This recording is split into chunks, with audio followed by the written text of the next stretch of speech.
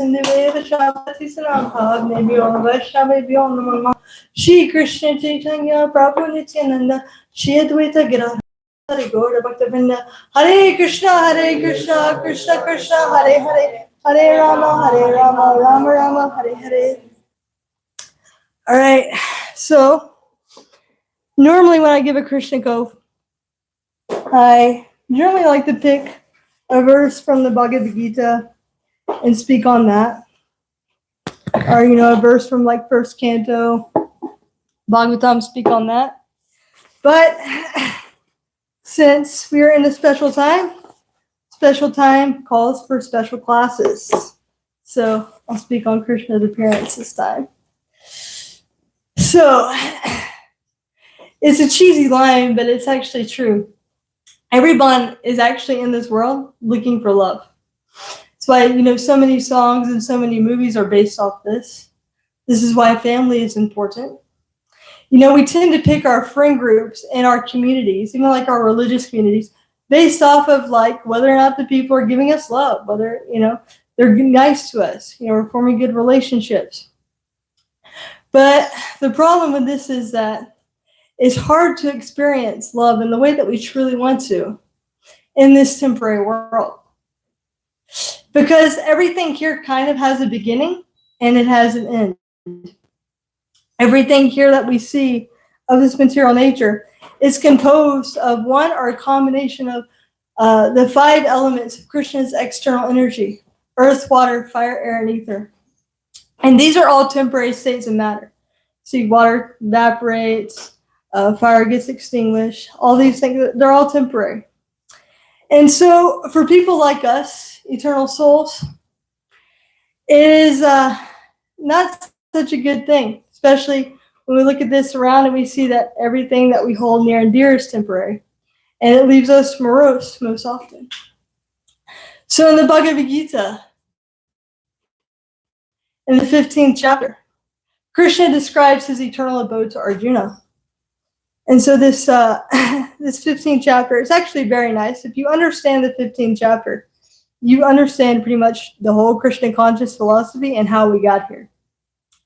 And in fact, during Purushottama Mas, which happens about every 3 years, it's a very merciful month in which Krishna is giving away, bhakti, left and right. It's like Kartik kind of. So it's often recommended that one read this chapter every day. But in the Bhagavad Gita, in the 15th chapter, text 6, Krishna explains, Nata Bhashagate Suro. He's explaining that my supreme abode is not illuminated by the sun. It's not illuminated by the moon. It's not illuminated by electricity or fire. And those who reach it never return again to this material world. So us being these fragmented sparks that come from Krishna, his fragmented part and parcels, we are also eternal. We are also part of this abode originally. But we've come here to try to play around with his external energy, to have our own thing going.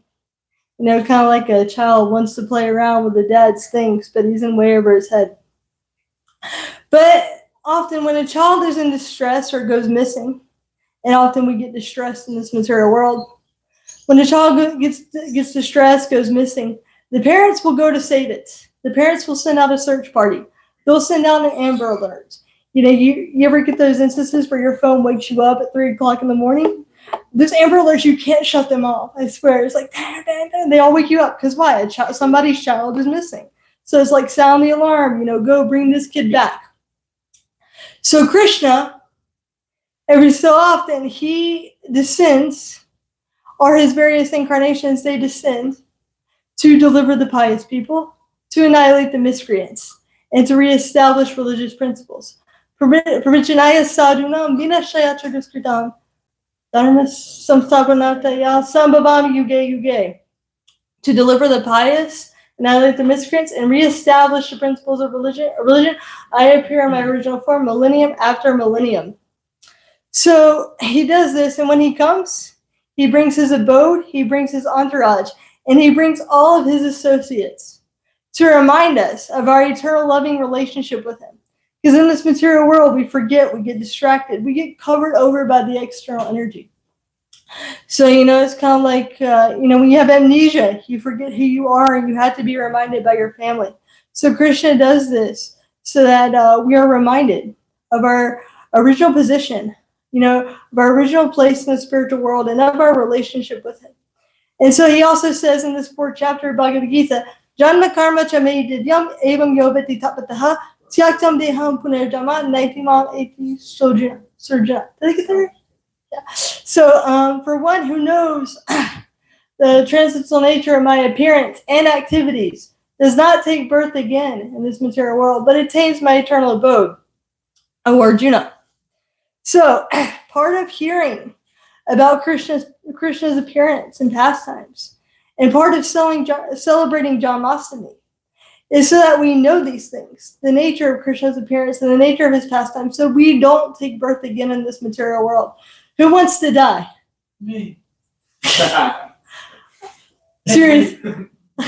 All right, you're rare soul. It's like one time, Prabhupada. Don't worry. One time. You will. One time, somebody told Prabhupada, what's so bad about being a dog? I want to become a dog. Prabhupada said, you have my blessing.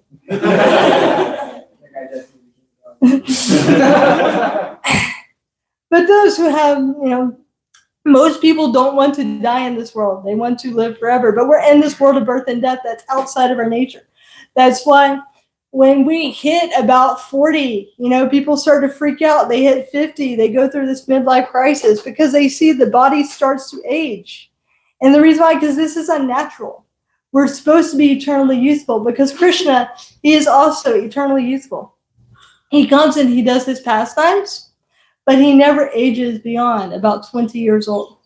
So in the battlefield of Kurukshetra, he looks about this age, even though technically he's 120 years old. He always keeps his youthful appearance. And we also, being part and parcel of Krishna, we're also eternally youthful. But, when we think we're the body, we see it aging. We start to freak out.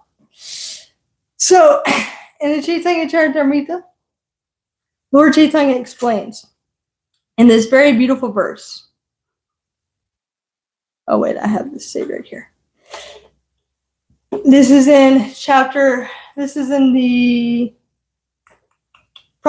the process of devotional service. Nitya Sera Krishna Prema Sara Kabunai Shrannavari Shura Chitte Kari Udai. Pure love for Krishna is eternally established in the hearts of the living entities. It is not something to be gained from another source. So pure love of Krishna is already there within you. It is just covered over. Some people, they might try to tell you, pure love of God is not really there. You have to develop it. But no, it is already there. So when we're actually practicing this process of Krishna consciousness, this hearing and chanting, we're not trying to become something, but we're trying to remember who we are, not become something different. So this love of Krishna, it's already there in the heart. And then Chaitanya Mahaprabhu says, when the heart is purified by hearing and chanting, this love naturally awakens. So Shravanam, Kirtanam. And there's 2 different types of Kirtanam. We have the chanting of the holy name, and we have the hearing, Srimad Bhagavatam, hearing of Krishna conscious literatures, hearing of Krishna's devotees. So in that spirit, in the hope of helping myself and the rest of all of us awaken our pure love of Krishna, we'll discuss a little bit about Lord Krishna's birth. So, once upon a time, once upon a time, this is the ultimate once upon a time story.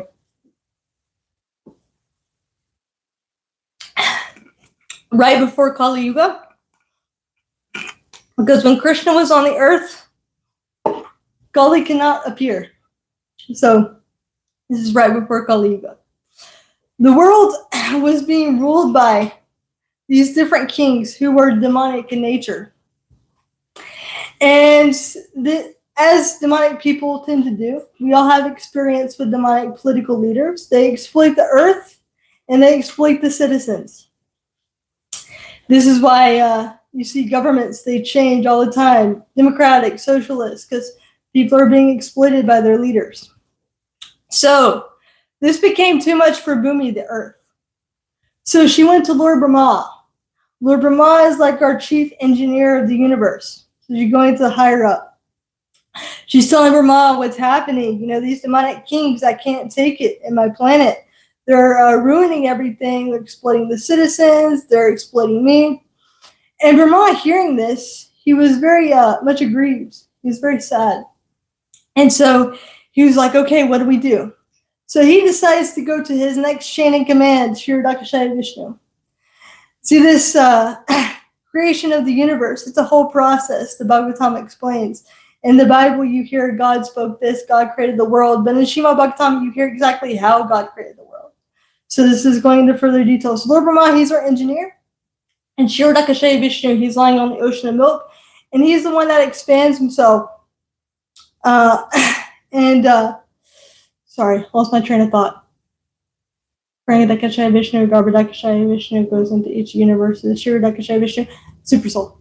Yeah, okay. Sorry. So when you get up here to give class, sometimes stuff, but when you get up here to speak, it's like sometimes you lose, you forget for 2 seconds. So yeah. Kshirodakashaya Vishnu, he's the one that expands himself into the heart of every living entity. So he's lying down, chilling on the ocean of milk. Every time you see Lord Vishnu, what is he doing? He's resting. Because as you get higher up, the CEO and the companies, they're not the ones doing all the work. Well, in general, they have people underneath them, that are doing more affairs for them. So Lord Vishnu, he's lying down on the ocean of milk. And Lord Brahma and all the demigods, they approach the shore. And they tell Lord Vishnu what is going on.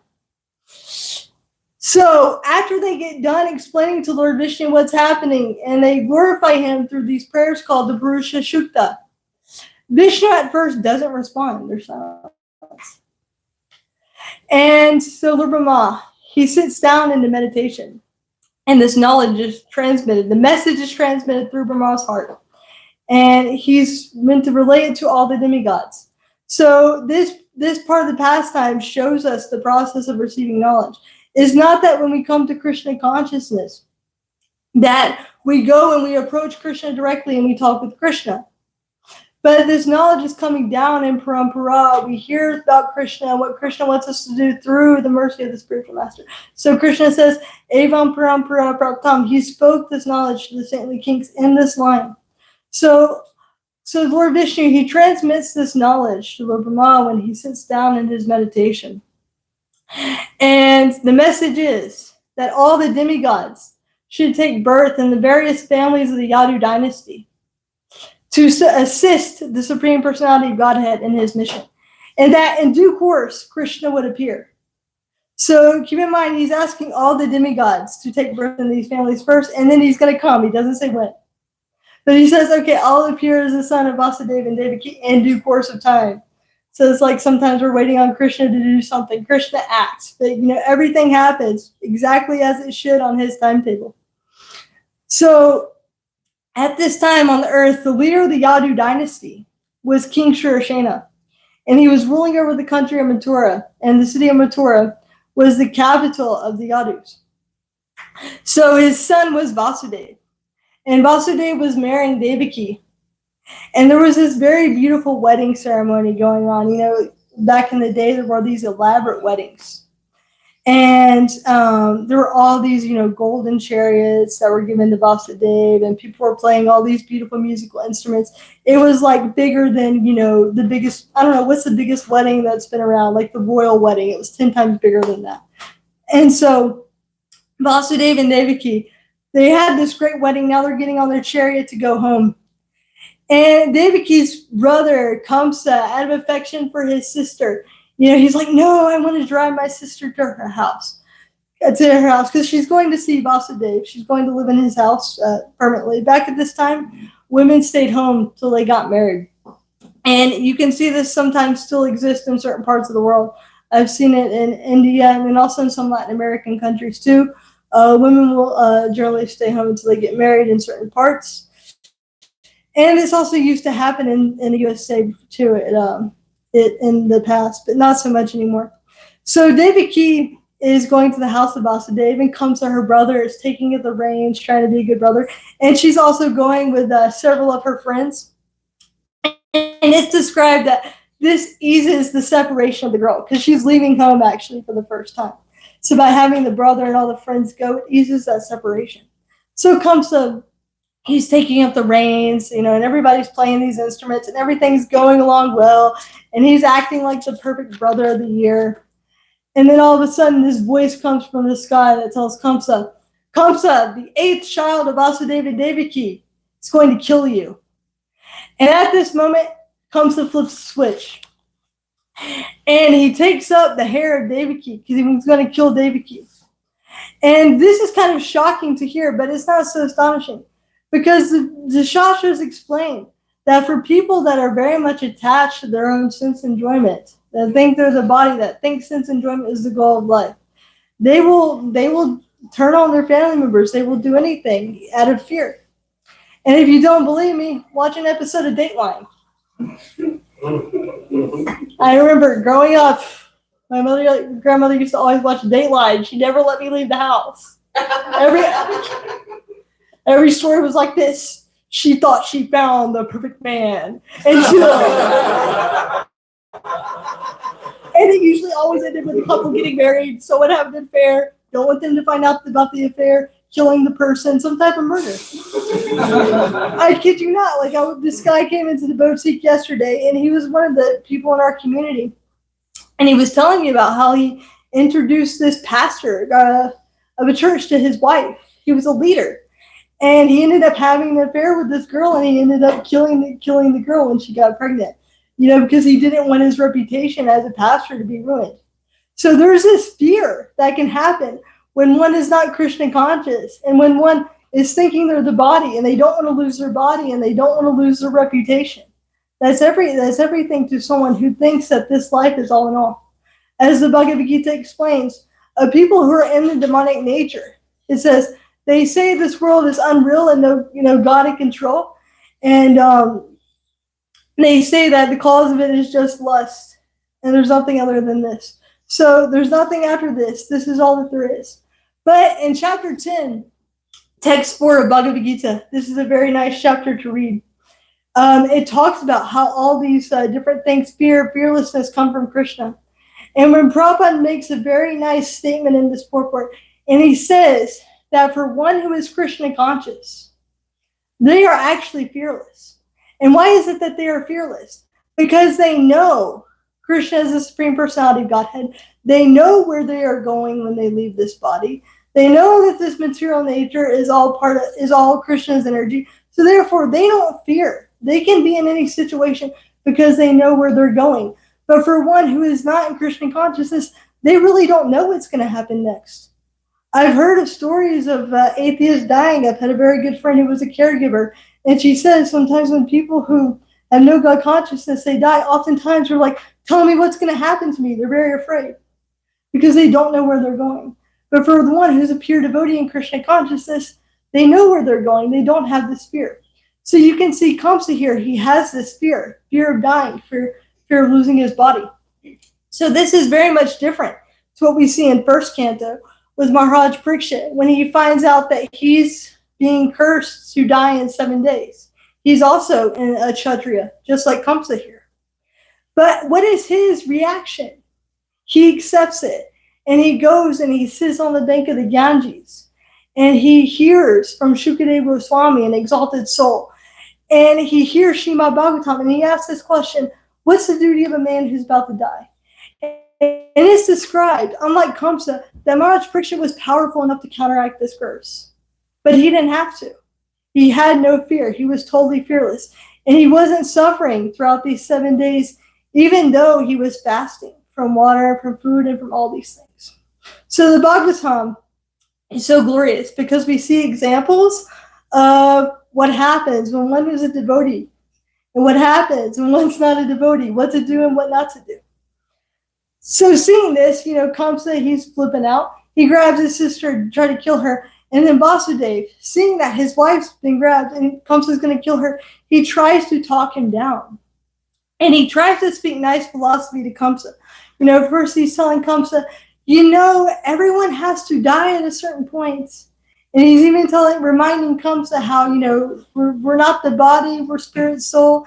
And anyway, how do you know this is going to happen? We don't even have children. We don't even know if there's going to be a child.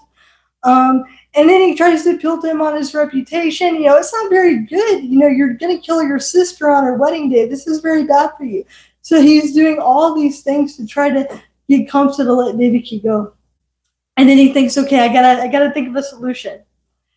And he thought, okay, let me do what I can to save Devaki. And then in the future, if there is a son, the son will kill Kamsa, and then we'll all be saved. So it'll be okay. So he tells Kamsa this, okay, whatever children we have, I'll give them to you. And then Kamsa is a little bit pacified with this. And then when the first child comes, Vasudev, he keeps to his word. He takes this first child, Kritiman, to Kamsa. And Kamsa, he flips again. Because at this moment, he's saying, a child of Devaki is going to kill me. And his sense gratification, we see, is not in danger. So he tells, it seems like he's doing a good thing. Okay, Vasudev, keep your son. I don't need to worry, don't worry about this. I don't need to kill this child. And then Narada Muni comes on the scene after Vasudev leaves. And Narada Muni, he's a little bit of a, transcendental instigator sometimes because he wants to speed up Krishna's appearance. He's like, let's get this show on the road. So he goes up and he tells Kamsa, knowing how whimsical Kamsa is, or as we say, Kapidroso, knowing how he's like this, he tells Kamsa, let me tell you the situation right now, Kamsa. All these demigods, all these devas have taken birth in the families of the Yadus. And they're going to be assisting the 8th son of Devaki in his mission. This is not good for you. And because Kamsa is an Asura, he's very much afraid of this. And then Narada Muni starts telling him, 1, 2, 3, 4, 5, 6, 7, 8. How do you know it goes that way? Or 1, 2, 3, 4, 5, 6, 7, 8. So how do we really know which one can be the 8th child? Like he's bewildering him in this way. So then Kamsa, then he starts to flip again. And then he takes Vasudev and Devaki and he locks them up and he kills this child. And then, along with this, he imprisons his father, Ugrasen, who was the king at the time. He takes over the rule. And he starts harassing all the Yadus after he hears that the demigods have taken birth in their family. And so you got to think, the demigods have been told to take birth in the family of Yadus. Krishna will appear in due course of time. They've taken birth, and now they're being harassed. So sometimes doing our service in Krishna consciousness, it's not easy all the time. It's not always a cakewalk. Sometimes there's tests, sometimes there's challenge. We have to wait for Krishna to reveal the whole entire thing. We have to have patience. And so the Yadus are spread all over the place. Some of them even run and hide because of Kamsa's persecution. And then the 7th child of Devaki comes along. She gets pregnant with the 7th child after the other 6 have all been killed by Kamsa. And this one is Balaram. And Balaram is our original spiritual master. It's described, one cannot develop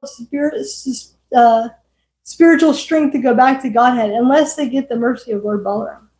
So Balaram's in the womb of Devaki. And Devaki, she's actually afraid, if I give birth to this child, Kamsa, he's going to kill him too. And so Krishna, through his Yogamaya potency, he makes a plan. He tells Yogamaya, okay, make this arrangement. I want you to transfer Balaram to the womb of Rohini. Rohini is the other wife of Vasudev, and she's under the care of Yashoda Maharaj and Nanda. And they're actually, hiding out from the persecution of Kamsa at this time. And then later, I want you to take birth as the daughter of Yashoda, as my sister. So Yogamaya, she does this. So the potency, she transfers Balaram to the womb of Rohini, their mystic potency. People want to do some type of magic in this world, but, with Krishna consciousness, that is actually the ultimate magic, the ultimate mystic. So when one is a devotee of Krishna, whatever one needs to do their service is ultimately given by Krishna. So we can see Yogamaya, she's able to transfer Balaram to the womb of Rohini. And so people think, but externally, it appears that Devaki has a miscarriage. And so Kamsa sees this, but he's in anxiety because he's thinking all the time, this child's going to appear and kill me. And he's thinking of Krishna when he's sleeping, when he's eating, when he looks at himself in the mirror, he sees Krishna. When he drinks water, he sees Krishna. He can't think of anything but Krishna, but he's doing it in the wrong way. He's doing it in the anxiety, this fearful way. What did you say? Actually, when he looks in the mirror, he doesn't see his reflection. Oh, he doesn't see his reflection. Yeah, that's right. He doesn't see his reflection, and he's like, oh my gosh, yeah.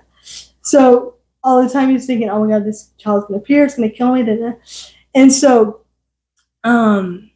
what happens is that Balaram is transferred to the Rahim, and after this happens, Krishna, things are complete for his appearance. So Krishna, and this is the important point, Prabhupada makes this point that Krishna doesn't appear like an ordinary human. We say Krishna's birth, but he doesn't actually take birth. In fact, human beings, we're forced to take birth through our karma and our previous activities. I saw once somebody show me a picture of a meme of a sperm, and it said, very old picture of me. Because that's kind of like how we as conditioned souls, we all take birth. There's the semen of the father, the egg of the mother, and boom, that happens. So, and we take birth in this way. But Krishna, he doesn't have to appear in this way. So Krishna, through the heart of Vasudeva, he appears in the heart of Vasudeva, and from that he's transferred to the womb of Devaki. And Devaki becomes pregnant with Krishna. Krishna appears in this way, and it's described when Devaki is pregnant with Krishna that she's had very effulgence, but because she's in the gel of Kamsa, this effulgence is covered over it. It can't be seen by the ordinary people. And so Devaki, she's a little bit frightened too that Kamsa is going to come and he's going to kill this child. And she's covered over by Krishna's Yogamaya potency that helps her think that Krishna is ultimately her son.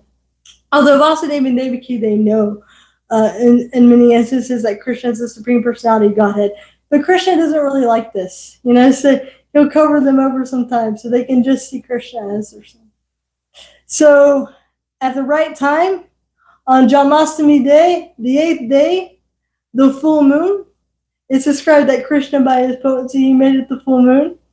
Krishna then appears in his four-handed form of Vishnu. And then Vasudeva and Devaki begin to offer these beautiful prayers of love to this form of Vishnu. And Devaki prays to him, please save me from Kamsa. But at the same time, she's very much afraid that, if Kamsa comes and he sees you like this, he's going to kill you. So please take, this two-armed form. I don't want you to be killed. So Krishna, he very much likes this. He likes it when people see him as son, people see him as friend. And so in response, this Vishnu form speaks to Devaki and tells Vasudeva and Devaki their previous births. You both have been my parents in previous life. Just like he tells Arjuna. Many, many births you have passed. I can remember them all, but you cannot. So in the same way, many, many births we all have passed. Krishna remembers them all. He knows exactly where we're at. He's been with us through all these births. But we forget. So Vishnu reminds Devaki and Vasudeva, in the past, you were Sutapa and Prishni. And you did great austerities, and you controlled your senses, and you engaged in devotional service to me. And when I appeared before you, you prayed that I would become your son. So I told you that I would take birth as your son 3 times. And in that birth, I took birth as Prishnigarbha. And then later, you were Aditi and Kashyapa, and I took birth as Vamana. And then now you're Vasudeva and Devaki, and I have come again. And I have appeared actually in this form just so that you can remember that I am fulfilling my promise to you. It was the only reason I have come in this form. So after this, Devaki is pacified. And then Vishnu, he transforms into the two-armed Krishna. And Vasudeva, he grabs his Krishna, and it's nighttime. And he tells Vasudeva, take me over to Gokul, over to the place of Yashoda and Nanda Maharaj, and place me there. and a daughter has just been born of them, and take the daughter and bring it back. So this daughter is a Yogamaya, or as known as Durga. And so Vasudeva, at the proper time at night, the shackles are released. And it's described that it's very dark. He actually doesn't have a very easy path to get to this place. But what's amazing is that because he's engaged, he's doing what Krishna wants him to do. He's engaging in this service to Krishna. You see, he's able to overcome these struggles. He's able to pass over it. First, it's very dark. Can't see. There's no electricity in this time 5,000 years ago. But how does he see? By Krishna's effulgence. Next, it's raining, it's storming. But how is he able to continue on to the path? And the Shesh covers him. And then he gets to the Yamuna, and the waves are violent. But how does he cross the Yamuna? With his dad, right? Doesn't he carry him? Yeah, he carries Krishna, and then he's... How does Vasudeva cross? It parts, because he's carrying Krishna. And then he gets to Gokul. And Rohini is asleep at this time, because it's described that after the labor, she fell asleep due to the exhaustion of the labor. And by Krishna's mystic power, she forgot whether or not she gave birth to a boy or a girl. So he switches the babies, and then he takes Yogamaya back to the jail. And then the next day, Kamsa hears that this child has been born. So he rushes to the place of Devaki. And he picks up the child, and he's going to kill her. And Devaki's pleading, Kamsa, it's supposed to be a male child that kills you, not this female child. And Kamsa, he doesn't listen to her because he's so freaked out over losing his life. And he grabs this child, and he's going to smash this child on a rock. And yet the child slips from his grasp, flies up into the air, and manifests this form. He says, Kamsa, you're a rascal and a fool. Don't you know that Devaki's child has already taken birth? And further proceeds to chastise Kamsa. And this heavy chastisement, as I spoke yesterday when I gave class, Durga, she can come down pretty hard. So this is an example of her coming down pretty hard, putting Kamsa in his place. And then she disappears. And then Kamsa, he switches again, because he's been put in his place. Oh, Vasudeva and Devaki, I'm so sorry that I put you in this position. And he starts saying, please forgive me. And then he starts speaking this knowledge about how, we're not the body, we're the soul. I was acting under the modes of material nature. So even Kamsa knew this knowledge of difference of body and soul. But he didn't have this devotional aspect, this devotion to Krishna. And so without this devotion to Krishna, without this love for Krishna, you can't stay fixed.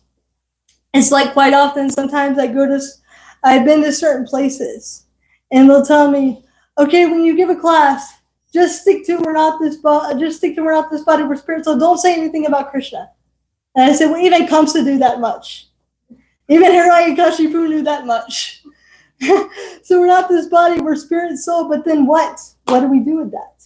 So we see even Kamsa has this knowledge, but you see, through his bad association, he forgets it. And so right now, he's having this moment where he's like, okay, I'm so sorry. Please forgive me for killing all your children. Actually, it's not my fault. I was acting under the modes. And, he releases their shackles. And of course, Vasudeva and Devaki are very merciful, so they forgive him. And then, they go on their way, but they're skeptical. They don't really trust Kamsa at this point. And then Kamsa, it actually says that he feels relieved after this incident. And his anxiety, he lets go of it for a bit. But then he calls all of his advisors. And this is the power of association. We see here with Kamsa. They have that expression in Spanish. Dime con quien te andas y yo te diré quién eres. Dime con quien te andas y yo te diré quién eres. That's Spanish. So tell me who you're going with, and I'll tell you who you actually are. Tell me who you're hanging out with, and I'll tell you who you are. So Kamsa, he was hanging out with other demoniac people. So he goes and he tells them, what he did. And they advised him, they're like, No, no, no, no, no. Kamsa, listen, you got the upper hand right now. The demigods, they can't do anything to you right now. They're down. We should kill every child born within the last 10 days to try to get rid of this Krishna. And they're talking Kamsa out of it gradually, gradually. So then Kamsa, by their association, he flips again because he's not fixing good association. So we can see that whenever knowledge we have of Krishna consciousness, if we're not in good association, we'll forget it. It'll go in one ear, it'll go out the other. It won't be able to stick. It's really the mercy of the devotees that keep us fixed in this knowledge. They remind us, because the material energy is very strong, very, very, very strong. So they talk Kamsa out of this. And therefore then Kamsa then imprisons Vasudeva and Devi again. And he begins his persecution of the Yadus. And he begins his persecution of the Brahmanas and looking for Krishna. And meanwhile, Krishna begins his Vrindavan pastimes. And that's the end of season 1. And if you want to hear season 2, how Krishna kills Kamsa, you got to get the Krishna book. But here's the wonderful thing about when Krishna appears and he delivers the pious. He doesn't just annihilate the miscreants by, totally destroying them, but by seeing his form, they also get liberation. So even though Kamsa did all these horrible, horrible, horrible things, because he was always meditating on Krishna. When Krishna killed him, he got impersonal liberation. Actually, he got to attain the Brahmajyoti. And at the same way, all the demonic kings that were on the battlefield of Kurukshetra, they also got liberation because when they died, they saw Krishna's smiling face, Krishna being on the battlefield. And the first demon that Krishna kills in Gokul Putana, she gains the position of Krishna's mother. Because even though she goes to kill Krishna by smearing poison on her breast, in her previous birth, she saw Krishna when he took the form of Vamanadev, because she was the sister of Bali Maharaj. And she thought, oh, he's so cute, and kind of loved him, kind of like a mother. Krishna remembered this. Krishna doesn't forget these good things. And so when she became Putana and tried to kill him, because she gave him her breast, he took that, oh, she's trying to be my mother. So when he killed her, she got the position of one of Krishna's mothers. So just see how merciful Krishna is. So what to speak if one steadily takes this process of devotional service. And, one thing I forgot to mention. Another reason why Krishna appears like this, in this form, is to show to the world that he has form. Because many people speculate, what does God look like? So the demigods, they say this in their prayers to Krishna. You come to actually show your form. Because people think, oh, I think God looks like an old man. Oh, I think God looks like this. I think God looks like that. But Krishna comes in his original form to show everyone, this is what I look like. This is who I am. This is my form. He says in the Bhagavad Gita, that foolish people think that he was impersonal before and he became personal. But actually, Krishna, he's always personal. So he gives these little details in Bhagavad Gita. But in Srimad Bhagavatam, everything is fully expanded upon. That's why Srimad Bhagavatam is so wonderful.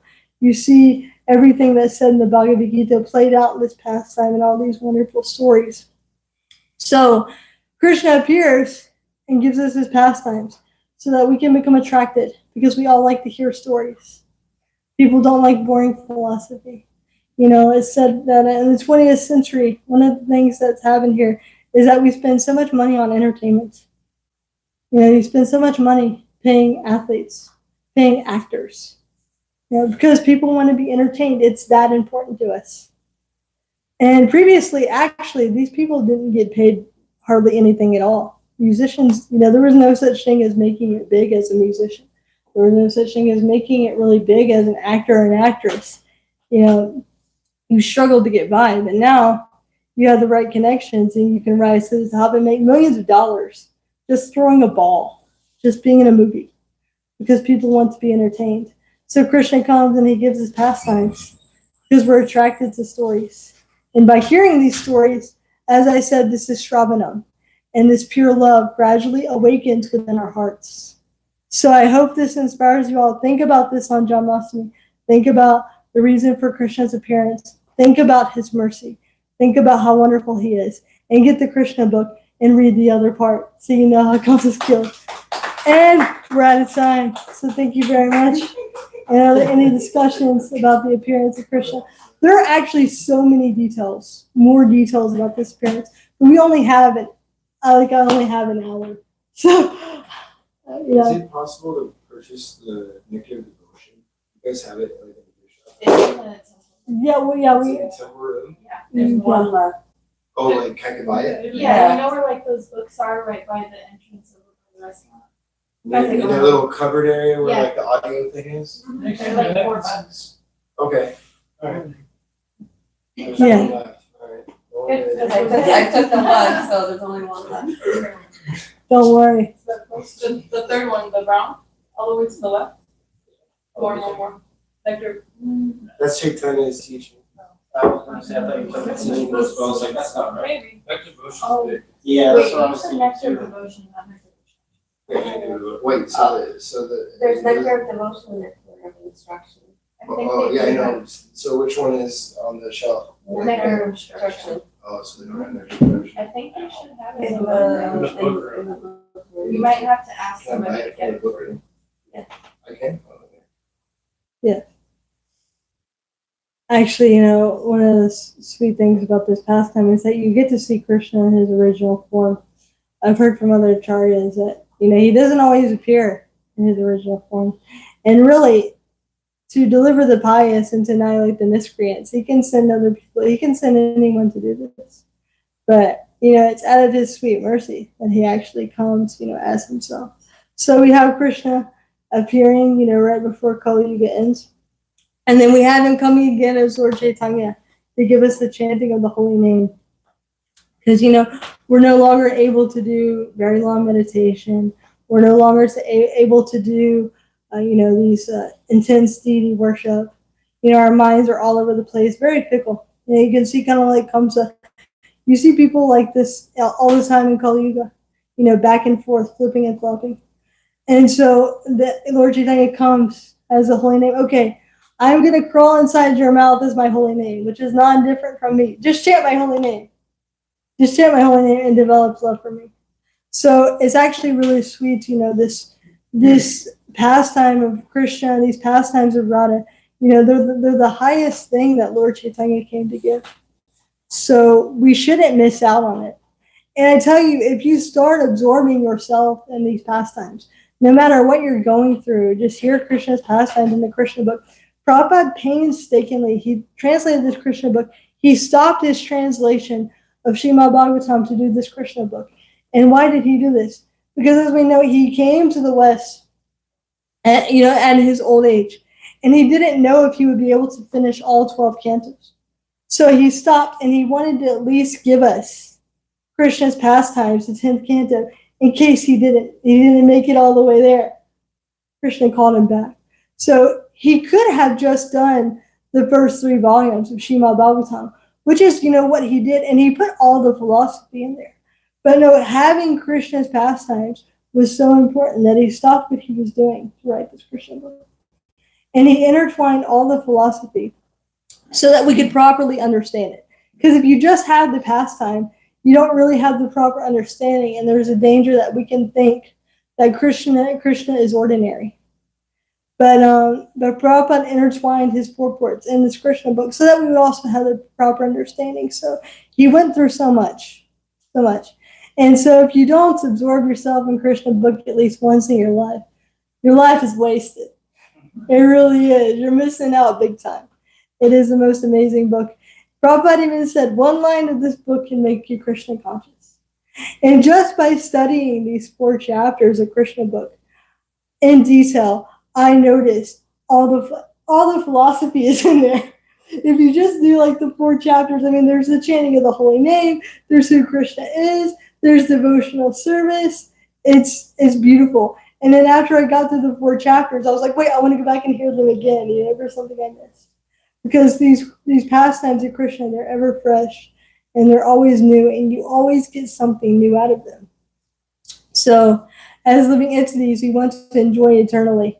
So, Krishna's pastimes are a way of telling us, come back and enjoy eternally with me in Vrindavan. This is where you belong. Goloka Vrindavan. With the Yamuna, with Govardhan Hill, with all of these things. No more birth, no more death, no more getting old, no more disease. Just devotional service to Krishna and bliss in this Vrindavan. It's described in Vrindavan. Even when Krishna disappears, their separation is still ecstasy. In the material world, separation is a great anxiety. You disappear. But in the spiritual world, even though it appears like anxiety, it's also ecstasy because they're thinking of Krishna. So there's no suffering and no limitation in the spiritual world. So on this Janmashtami, we can think about all this, take it to heart, and be fired up. And don't think of it as just an ordinary day, but it's a very special day. Krishna has appeared. He appeared because he wants us all to come back. Prabhupada once said, Krishna doesn't want to see anybody in lamentation. Krishna doesn't want to see anybody depressed. He actually wrote this in a letter to one of his disciples, Tejas, I believe it was. And he said, it's not Krishna's plan to be in this lamentation and to be in this anxiety, to be in this depression. It's just a symptom that we've forgotten who we actually are. Because as spiritual beings, we can't be anything but blissful. It says we're full of knowledge, bliss, and eternality. There's nothing about lamentation. There's nothing about fear. There's nothing about depression in that. So when we feel these things, it's just to show that we're out of our natural state. So Krishna has come to bring us back to our natural state. And I'm getting hungry. I don't know about you guys. All right. Are there any thoughts about Krishna Leela? Any questions? Any discussion? Any inspiration? Yes, Baruch. When the demons achieve liberation, can you kind of define liberation? Does that just mean like from samsara, from the cycle of birth and death, or like did they get to go to Goloka Vrindavan, or what does that mean? So when the demons achieve liberation, when the swords get liberation, in general they're getting the Brahman effulgence of Krishna. Okay. So this is what many yogis, jnanis, they think is the all in all. They want this Brahma Jyoti because it's very peaceful and blissful, like that. So instead of going to a hellish planet, they're getting this type of liberation. And then later they can make further advancement. So that's the type that they generally get. But for one who becomes a devotee of Krishna, they don't care about liberation. They want to go straight to Goloka Vrindavan. Can I make a quick announcement? Yes. I made some very special prasad for everybody tonight. It was, yeah. So everybody. And also, I have a question. I think it's kind of a question comment. And one of them, the question is that you mentioned King Sugar Singh, and you said that Vasudeva is coming from Sugar Singh, but I think that Vasudeva is coming from the Krishna dynasty, and because Sugar Singh is the father of Ugra Singh, correct? Yeah, I was reading. And so Ugra Singh is the grandfather of Kamsa, and so Ugra Singh is the king of the Yadus. Oh yeah, let me pull this up. So Devaki is in the Yadu dynasty, and Vasudeva is in the Krishna dynasty. One second. Let's take your time. Hold on, let me pull this up. Where's the? Have it, Krishna chapter. Yeah, I looked at this twice just to make sure I had it right.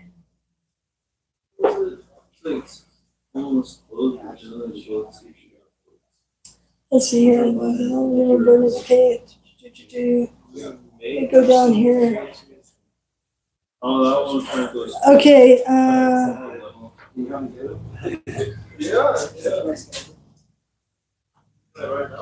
Okay, so it says, once upon a time, Vasudeva, the son of Surya Singh, just after marrying Devaki, was going home on his chariot with his newlywed wife. Maybe Surya Singh is the king of the Rishis, Ugra Singh is the king of the Yadus, because definitely comes from the grandson of Ugra Singh. Okay, so Surya Singh, on account of the rule of King Surya Singh, Mathura became the capital city of all the kings of the Yadus, Mathura was also made capital of the kings of the Yadu dynasty because the Yadus were a very pious family and knew that Mathura is the place where Lord Krishna lives eternally, just as he also lives in Dwarka. Once upon a time, Vasudeva, the son of Sri Shane, just after marrying Devaki, was going home on his chariot with his newly wedded wife. But is that saying that son of Surya Sain is a Yadu or a Vishnu? So it actually, I didn't see. Because Krishna says of Rishis on Vasudeva. Right, yeah, I know that. So it's interesting. So I just kind of went with what's said here. I was just wondering because I thought Yeah. I had thought that Devaki was the maybe we'll have to ask him. Yeah. Devaki was the Yadu, and then usually the father's name is taken, so Krishna's known as Yadava. And then it mentions comes to the son of your. I'm trying to look.